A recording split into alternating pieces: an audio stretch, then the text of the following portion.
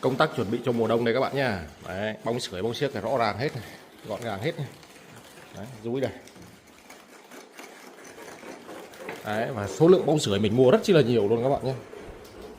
À. Đấy, nuôi là phải sắm sửa đầy đủ như thế này đây các bạn nhé. Chứ không là tới lúc là mình vào mùa đông rồi mình mà không có bóng sưởi, không có bóng úng là đâm ra là cái con vật nuôi của mình là nó mà bị rét viêm phổi là rất là nguy hiểm các bạn nhé. Đấy, sử dụng cái bóng sưởi này cũng phải biết cách sử dụng nữa, chứ không phải cứ thích mua về mà lắp đâu các bạn nhé. Sẽ phải trả giá bằng rất nhiều tiền đấy. Biết cách sử dụng đấy, chứ không là phải trả giá bằng rất nhiều tiền luôn. Rồi, ok các bạn nhé. Đấy, mọi người có cần hỗ trợ kỹ thuật chuồng trại cũng như là con giống, bao tiêu, mọi người cứ alo trực tiếp cho em Cương nhé. Em Cương sẽ hỗ trợ tất cả mọi người.